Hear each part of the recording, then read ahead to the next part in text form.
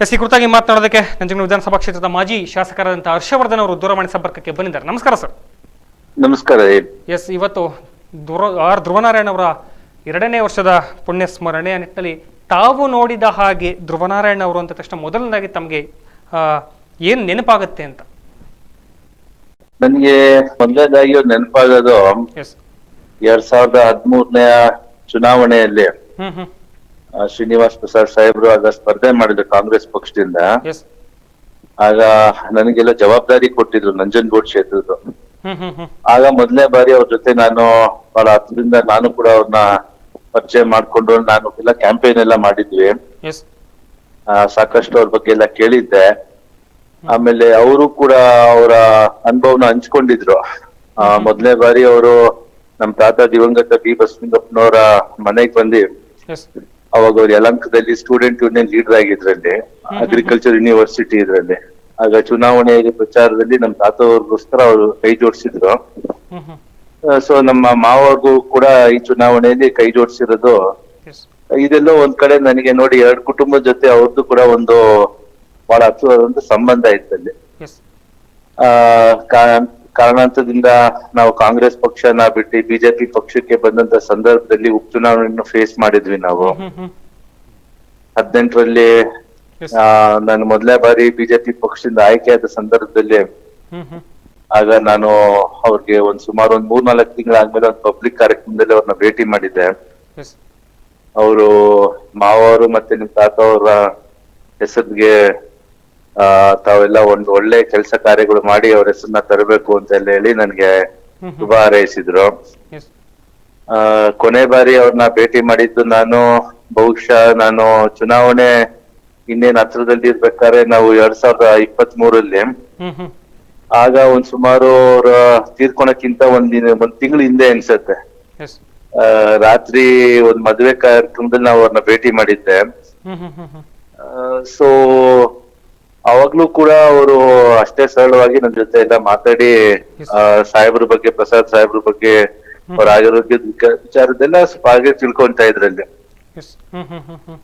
ಇನ್ನ ಬಹಳಷ್ಟು ವಿಚಾರಗಳು ನಾನು ಈಗೆಲ್ಲ ಹಂಚ್ಕೊಳಕ್ ಆಗಲ್ಲ, ಯಾಕಂದ್ರೆ ನಮ್ಮಲ್ಲಿ ಸ್ವಲ್ಪ ಇದಾಯ್ತು. ಆದ್ರೆ ರಾಜಕೀಯವಾಗಿ ಒಂದ್ ಕಡೆ ಇದ್ರೂ ಕೂಡ ಅವ್ರು ನನ್ಗೆ ಪ್ರೇರಣೆ ತಂದಿದ ಒಂದ್ ವಿಷಯ ಅಂತಂದ್ರೆ ಅವ್ರು ನನಗೆ ಕೆಲ್ಸದಲ್ಲಿ ಜಾಸ್ತಿ ಒತ್ತು ಕೊಡ್ಬೇಕು ಅಂತ ಹೇಳ್ತಾ ಇದ್ರು. ಸೊ ಹಾಗಾಗಿ ನಾನು ಇವತ್ತು ನಂಜನಗೂಡಲ್ಲಿ ಇವತ್ತು ಏನು ಸುಮಾರು 850 ಕೋಟಿ ರೂಪಾಯಿ ನನ್ನ 5 ವರ್ಷ, ಅದು 2 ವರ್ಷ ಕೋವಿಡ್ ಇಟ್ಕೊಂಡು ನಾನು ಅನುದಾನ ತಗೊಂಬಂದ್ ಕೆಲಸ ಮಾಡಿದೀನಿ. ಎಲ್ಲೋ ಅವ್ರು ನನ್ಗೆ ಪ್ರೇರಣೆ ಆಗಿತ್ತು ಧ್ರುವನಾರಾಯಣ್ ಅವರು. ಯಾಕಂದ್ರೆ ನನ್ಗೆ ಗೊತ್ತಿತ್ತು ನಾಳೆ ಅವ್ರು ನನ್ನ ಎದುರಾಳಿಯಾಗಿ ಅವರು ಚುನಾವಣೆ ಸ್ಪರ್ಧೆ ಮಾಡಿದ್ರು ಅವ್ರು ಹೇಳ್ದಂಗೆ ನನ್ನ ಕೆಲ್ಸದಲ್ಲಿ ನಾನು ಇವತ್ತು ಜನಗಳ ಮುಂದೆನೆ ಹೋಗ್ತಾ ಇರೋದು. ಸೊ ಹಾಗಾಗಿ ಅವ್ರು ಒಂದ್ ಕಡೆ ನನ್ಗೆ ಪ್ರೇರಣೆ ಕೂಡ ಆಗಿದ್ರು, ಅವ್ರು ನನ್ನ ಪ್ರತಿಸ್ಪರ್ಧಿನೂ ಕೂಡ ಆಗಿದ್ರು.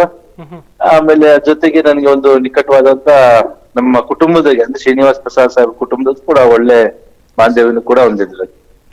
ಅವ್ರ ರಾಜಕೀಯ ಚಿಂತನೆಗಳು ಯಾವ ರೀತಿ ಇತ್ತು ಅಂತ, ಯಾಕಂದ್ರೆ ತಾವೀಗ ಪ್ರತಿಸ್ಪರ್ಧಿಯಾಗಿ ಕೂಡ ಅವ್ರನ್ನ ನೋಡೋದಕ್ಕೆ ತಯಾರಿದ್ರಿ. ಅವರ ರಾಜಕೀಯ ಚಿಂತನೆಗಳನ್ನ ತಾವು ನೋಡಿದ ಹಾಗೆ ಶ್ರೀನಿವಾಸ್ ಪ್ರಸಾದ್ ಮತ್ತು ಇವರು ಧ್ರುವನಾರಾಯಣ್ ಅವರ ಒಂದು ರಾಜಕೀಯ ನಂಟಿದೆಯಲ್ಲ, ಅದು ಸುದೀರ್ಘವಾದಂತಹ ಒಂದು ನಂಟು ಇದ್ದದ್ದು. ಸೊ ಆ ಕುರಿತಾಗಿ ಶೇರ್ ಮಾಡ್ಕೊಂಡಿದ್ರ ಶ್ರೀನಿವಾಸ್ ಪ್ರಸಾದ್ ಅವರು ತಮ್ಮ ಹತ್ರ ಏನಾದ್ರು? ನೋಡಿ, ಒಂದ್ ಕಡೆಯಿಂದ ಶ್ರೀನಿವಾಸ್ ಪ್ರಸಾದ್ ಸಾಹೇಬ್ರವರು ಧ್ರುವನಾರಾಯಣ್ ಅವ್ರನ್ನ ಬಹಳ ಇಷ್ಟಪಟ್ಟು ಬೆಳೆಸಿದ್ರು. ಅವ್ರನ್ನ 2013ರಲ್ಲಿ ಚುನಾವಣೆಯಲ್ಲಿ 2008ರಲ್ಲಿ ಕ್ಷೇತ್ರದ ಪುನರ್ವಿಂಗಡಣೆ ಆದ ಸಂದರ್ಭದಲ್ಲಿ ಕೊಳ್ಳೇಗಾಲದಲ್ಲಿ ಬಹಳ ಒತ್ತಡ ಇತ್ತು ಶ್ರೀನಿವಾಸ್ ಪ್ರಸಾದ್ ಅವ್ರಿಗೆ ಚುನಾವಣೆ ಸ್ಪರ್ಧೆ ಮಾಡ್ಬೇಕು ಕೊಳ್ಳೇಗಾಲದಲ್ಲಿ ಅಂತ. ಅವ್ರು ಆಯ್ತು ಅಂತ ಒಂದ್ ಕಡೆ ಹೇಳಿದ್ರಲ್ಲಿ. ಅವಾಗ ಧ್ರುವನಾರಾಯಣ್ ಅವ್ರಿಗೆ ಆಪ್ಷನ್ ಇರ್ಲಿಲ್ಲ, ಅವ್ರು ನಂಜನಗೂಡಿಗೆ ನಿಂತ್ಕೊಬೇಕಾಗಿತ್ತು. ಆಗ ಸ್ವತಃ ಧ್ರುವನಾರಾಯಣ್ ಅವ್ರು ಬಂದು ಪ್ರಸಾದ್ ಸಾಹೇಬ್ರವ್ರಿಗೆ ರಿಕ್ವೆಸ್ಟ್ ಮಾಡ್ಕೊಂಡು ನಾನು ಕೊಳ್ಳೇಗಾಲದಲ್ಲಿ ನಿಂತ್ಕೊಳ್ತೀನಿ ಅಂತ ಹೇಳಿದಲ್ಲಿ ಶ್ರೀನಿವಾಸ್ ಪ್ರಸಾದ್ ಸಾಹೇಬ್ರು ಬಿಟ್ಕೊಟ್ರು.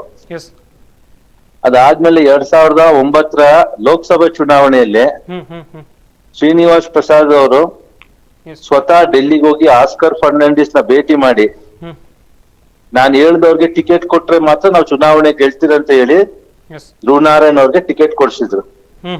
ಇದು ಇತಿಹಾಸ ಇದು. ಯಾಕಂದ್ರೆ ಯಾರಿಗೂ ಕೂಡ ಕಾಂಗ್ರೆಸ್ ಪಕ್ಷದ ಹೈಕಮಾಂಡ್ಗೆ ಶೆಡ್ ಹೊಡೆದಿ ಮತ್ತೆ ಬೇರೆಯವ್ರ ಟಿಕೆಟ್ ನ ತಪ್ಪಿಸ್ಬಿಟ್ಟು ಕೊಡಕ್ಕೆ ಒಬ್ರು ಶಕ್ತಿ ಇದ್ದಿದ್ದು ಅಂದ್ರೆ ಶ್ರೀನಿವಾಸ್ ಪ್ರಸಾದ್ ಅವ್ರಿಗೆ. ಬಹಳ ಇಷ್ಟಪಟ್ಟು ಸನ್ಮಾನ್ಯ ದಿವಂಗತ ನಾಯಕರಾದಂತ ಶ್ರೀನಿವಾಸ್ ಪ್ರಸಾದ್ ಅವರು ಹ್ಮ್ ಹ್ಮ್ ಧ್ರುವನಾರಾಯಣ್ ಅವ್ರನ್ನ ಬಹಳ ಇಷ್ಟಪಟ್ಟು ಬೆಳೆಸಿದವರಲ್ಲಿ. ಎಸ್ ಎಸ್ ಹ್ಮ್ ಹ್ಮ್ 2016 ಚುನಾವಣೆಯಲ್ಲಿ ಏನಾಯ್ತು ಅದನ್ನ ನಾನು ಈಗ ಹೇಳಕ್ ಹೋಗಲ್ಲ, ಯಾಕಂದ್ರೆ ಹಿಂದೆ ಯಾರ್ಯಾರು ತೆರೆ ಹಿಂದೆ ನಿಂತ್ಕೊಂಡು ಯಾವ ಕೆಲಸ ಮಾಡಿದ್ರು ನನ್ಗೆ ಅರ್ಥ ಆಗತ್ತೆ ಅದು. ಯಾಕಂದ್ರೆ ರಾಜಕೀಯದಲ್ಲಿ ಪ್ರತಿಯೊಬ್ರು ಬೆಳಿಬೇಕು ಅಂತ ಆಸೆ ಇರುತ್ತೆ. ಹ್ಮ್ ಹ್ಮ್ ಹ್ಮ್ ಅದ್ ಎಲ್ಲೋ ಒಂದ್ ಕಡೆ ನಾವು ಹಿಂತಿರುಗಿ ನೋಡ್ಬೇಕಲ್ಲ, ನಮ್ಮ ಯಾರ್ಯಾರು ಕೈ ಜೋಡಿಸ್ರು, ನಮ್ ತಲೆ ಮೇಲೆ ಯಾರು ಆಶೀರ್ವಾದ ಮಾಡಿದ್ರು ಎಸ್ ಅವ್ರನ್ನು ನಾವ್ ನೆನೆಸ್ಕೊಬೇಕು. ಬಟ್ ಆಗ ಎಲ್ಲೋ ಒಂದ್ ಕಡೆ ಯಾಕೆ ಅಂತ ಅದೊಂದು ಎಕ್ಸ್ಟ್ರಾ ಪ್ರಶ್ನೆ ಇವತ್ತು ಇತಿಹಾಸದಲ್ಲಿ ಇರೋದು. ಹ್ಮ್ ಹ್ಮ್ ಹ್ಮ್ ಅದೇ ಕೆಲವು ವಿಚಾರಗಳನ್ನ ಹಂಚ್ಕೊಳಕ್ಕಾಗಲ್ಲ, ಏನಕ್ಕೆ ಈ ತರ ಇದಾಯ್ತು ಅಂತ. ಬಟ್ ನಾವು ಕಾಂಗ್ರೆಸ್ ಪಕ್ಷ ಬಿಟ್ಟು ಬಿಜೆಪಿ ಬರಕ್ಕೆ ಹ್ಮ್ ಒಂದ್ ಕಾರಣನೂ ಕೂಡ ಧ್ರುವನಾರಾಯಣ್ ಅವ್ರು ಇದ್ರು. ಎಸ್ ಬಟ್ ಅದಂತ ಇನ್ಫ್ಯಾಕ್ಟ್ ಅವರು ಶ್ರೀನಿವಾಸ್ ಪ್ರಸಾದ್ ಅವರು ಹ್ಮ್ ಹ್ಮ್ ನನ್ನ ಸಮುದಾಯದ ಪರವಾಗಿ ನೆಕ್ಸ್ಟ್ ನಾನು ಆದ್ಮೇಲೆ ಎಸ್ ಇವ್ರನ್ನ ಬೆಳೆಸ್ಬೇಕು ಅಂತ ಒಂದು ಆಸೆ ಇತ್ತು. ಹ್ಮ್ ಹ್ಮ್ ಹ್ಮ್ ಹ್ಮ್ ಅದೇ ತರ ಅವರು ಒಂದ್ 4 ಚುನಾವಣೆಯಲ್ಲಿ ಅವ್ರಿಗೋಸ್ಕರ ಪ್ರಚಾರ ಮಾಡಿ ಅವ್ರನ್ನ ಗೆಲ್ಲಿಸ್ಕೊಟ್ಟಿದ್ರು. Yes hmm hmm hmm sir thank you sir ತಮ್ಮ ಮಾತುಗಳಿಗಾಗಿ. ಹ್ಮ್